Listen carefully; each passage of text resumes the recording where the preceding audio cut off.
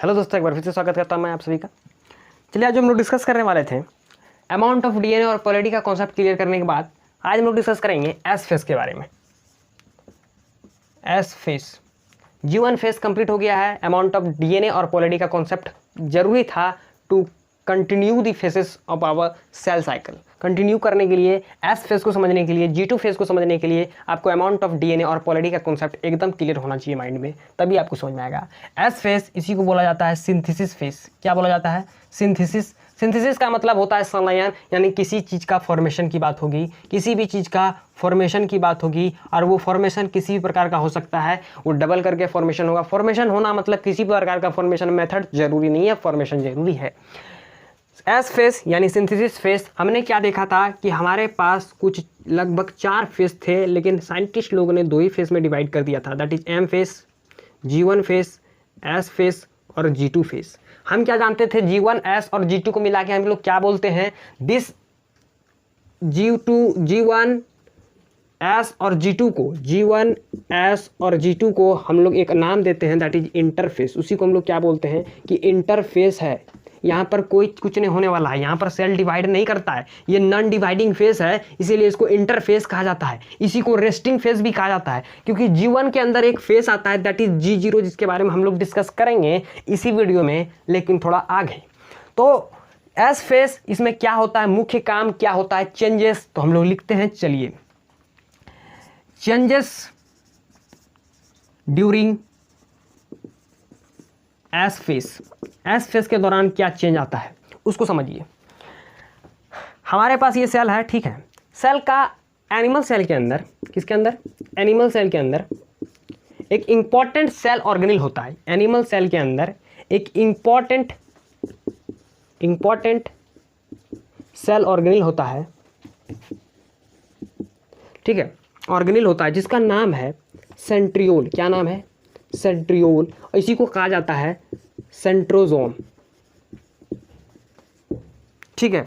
इन animal cell, इन, और we can say in only in animal cell, only in animal cell एक important cell organelle होता है that is centriole और centrosome. मतलब 2 नाम क्यों है?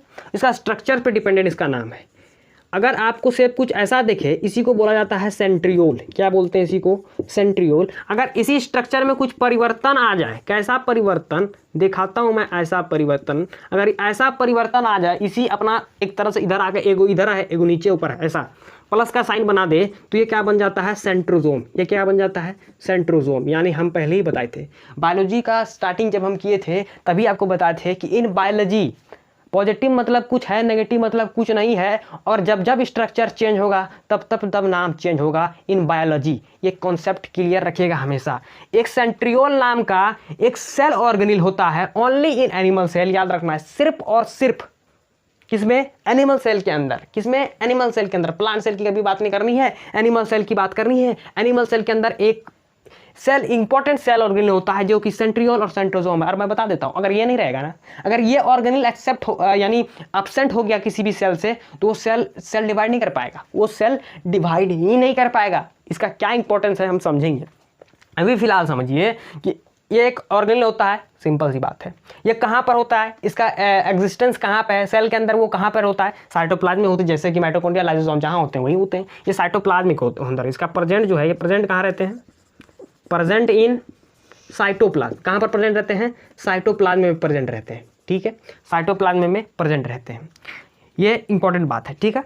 दूसरी इंपॉर्टेंट बात इस फेज के अंदर, ये पहली इंपॉर्टेंट बात मैंने बताई। दूसरी इंपॉर्टेंट बात इस फेज के अंदर, हम क्या जानते हैं कि इनसाइड न्यूक्लियस क्या होने वाला है? एक महत्वपूर्ण चेंज होने वाला है। इनसाइड न्यूक्लियस एक महत्वपूर्ण चेंज होने वाला है, और वो चेंज क्या होगा? डीएनए का डुप्लीकेशन होगा। क्या होगा? डीएनए डबल होगा, ठीक है। डीएनए डबल होता है, यानी डीएनए का अमाउंट डबल होता है। 2C होगा तो 4C हो जाएगा। आप अमाउंट ऑफ डीएनए वाले कॉन्सेप्ट का वीडियो प्लेलिस्ट में होगा, डिस्क्रिप्शन में देख लीजिए, वहां से जाके आप कॉन्सेप्ट समझिए कि इनसाइड न्यूक्लियस डीएनए डबल होगा। क्रोमोजोम की संख्या कभी चेंज नहीं होता, क्रोमोजोम जितना है उतना ही रहता है, लेकिन क्रोमेटिड की संख्या चेंज होती है, क्रोमेटिड की संख्या चेंज होती है, लेकिन क्रोमोजोम की संख्या चेंज नहीं होती। डीएनए का अमाउंट चेंज होता है, क्रोमोजोम चेंज नहीं होता। इनसाइड न्यूक्लियस डीएनए डबल होता है। क्या होता है? डीएनए डबल होता है। और डीएनए का इतना बड़ा लेंथ जो कि लगभग 2 मीटर का होता है, लगभग 2 मीटर का होता है, इसको पैक करने के लिए एक प्रोटीन होता है, that is very important protein, histone protein. ये हिस्टोन प्रोटीन भी क्या होता है? डबल होता है। DNA double plus histone protein double, histone protein also get double inside nucleus. Simple सी बात है, याद क्या रखना है? 2 चीज होता है इसके अंदर।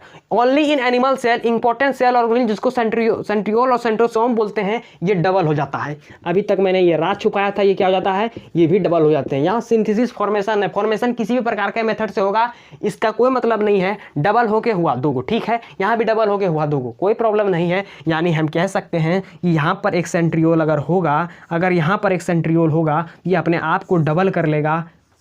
ये हो गया 2, ये 2 हो गया ना सेंट्रियोल, 2 हो गया, 2 सेंट्रियोल का डबल हो गया। इसके अंदर डीएनए होगा कुछ ऐसे, ये अपने आप को डबल कर लेगा और ये हो जाएगा ऐसे 2 डीएनए, 2 सेंट्रियोल, 2 डीएनए आपको दिखाई दे रहा है। उसके पहले आपको क्या दिखाएगा? ये है एस फेस। ये क्या है? एस फेस के अंदर आपको ऐसा दिखेगा। किसके अंदर दिखने वाला है? एस फेस के अंदर ऐसा आपको दिखेगा। ये जरूरी नहीं है कि यहाँ पर हो, ये कोई ज़रूरी नहीं है। मैं बना भी सकता हूँ, यहाँ पर आप बना सकते हो कि ये एक सेंट्रियोल था, यहाँ पर दूसरा सेंट्रियोल आ गया। यहाँ पर क्या है? ये है हमारा डीएनए, डीएनए गेट्स डबल, ये हो गया डीएनए डबल, डीएनए हो गया ये डबल। ये मैं इनसाइड न्यूक्लियस, ये साइटोप्लाज्म के अंदर हो गया। एस फेस में ये होगा। और G1 फेस में तब कैसा दिखेगा? न्यूक्लियस के अंदर ये कैसा दिखेगा? यहाँ पर एक सेंट्रियोल ऐसा दिखेगा, सेंट्रियोल ऐसा दिखेगा। ये किसकी बात होगी? G1 फेस के अंदर बात हो गई। ये चेंज किसके अंदर आएगा? एस फेस के अंदर आएगा। In S phase there is only 2 change. In cytoplasm centriole gets double. Centriole का क्या मुख्य वो है हम समझेंगे आगे। दूसरा क्या होगा? Inside nucleus DNA gets double as well as histone protein also gets double. ये बात जो है, सेंट्रियोल क्या करता है? अपने अंदर से एक प्रोटीन निकालता है, फाइबर, एक फाइबर नाम का एक फाइबर प्रोटीन निकालता है। उसके बारे में हम लोग आगे चर्चा करेंगे, बहुत इंपॉर्टेंट चर्चा करेंगे जब हम लोग। ये 2 इंपॉर्टेंट चेंज आपको देखने को मिलता है एस फेस के अंदर। मैंने अभी बात की कि G1 के अंदर एक फेस आता है, that is known as G0 phase. ये कैसा G0 फेस है, इसको कॉन्सेप्ट समझिए।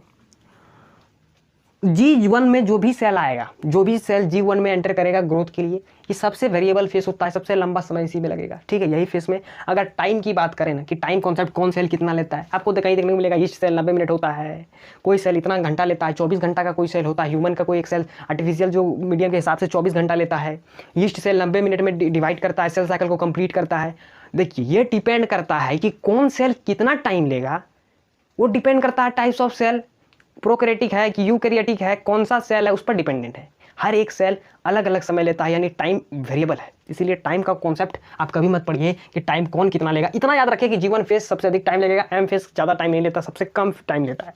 सिंपल सी बात करेंगे G0 फेस की, इसी को बोलते हैं जीनोइड फेस और क्यूसेंट फेस। क्या बोला जाता है इसको? जीनोइड, G0 वही के नाम है, quiescent face, QUISCENT, quiescent face. इस फेस के अंदर क्या होता है भाई साहब, उसको समझिए। इस फेस के अंदर आपको क्या देखने को मिलता है? इस फेस में क्या होता है कि G1 के बाद G0 आ रहा है भाई, इसी को जीनोइड क्यूसेंट फेस बोलते हैं। G1 के बाद, G1 फेस में जब भी सेल रहता है, G1 में जब भी सेल रहता है ना, उसके पास 2 ऑप्शंस होते हैं, 2 ऑप्शंस होते हैं उसके पास, 2 ऑप्शंस हैं उसके पास, 2 ऑप्शंस हैं। पहला ऑप्शन है कि एस फेस में चला जाए। एस फेस में जाने से यही सब उसको करना पड़ेगा। ये मेथड एस फेस में क्या होता है आपको बताया अभी तुरंत। एस फेस में ये कार्यक्रम कर ले, या तो उसके पास दूसरा ऑप्शन है कि वो G0 में चला जाए, G0 में चला जाए। एक सिंपल सी बात है कि सभी सेल एस फेस में नहीं जाते, कुछ सेल G0 फेस में भी जाते हैं। फॉर एग्जांपल, आपके पास पैसा है, मान लेते हैं 10 लाख रुपया है, यहाँ बोलेगा कि एस फेस में जाने से आपका पैसा डबल। आप तो मूर्ख तो हो गए नहीं कि 10 का 10 लाख लगा दोगे, नहीं हुआ डबल तो मुंह बिचक जाएगा। आप क्या करोगे? कुछ पैसा रिजर्वेयर की तरह अपना जुगा के रखोगे। मेरे पास तो 8 लाख है, हम 8 लाख को डबल करेंगे, 2 लाख रखोगे ना संभाल के, कि बाद में इन फ्यूचर अगर 8 लाख हमारा डबल हो गया, 16 लाख हो चुका है, ये 2 लाख को भेजो, या वो डूब गया तो ये 2 लाख को बाद में निकाला जाएगा, खाए पिएंगे इसी से, जिंदगी तो बचा नहीं, 8 लाख तो चलिए गया, तो वो 2 लाख को निकालेंगे, रिजर्वेयर की तरह काम करेगा ना वो 2 लाख।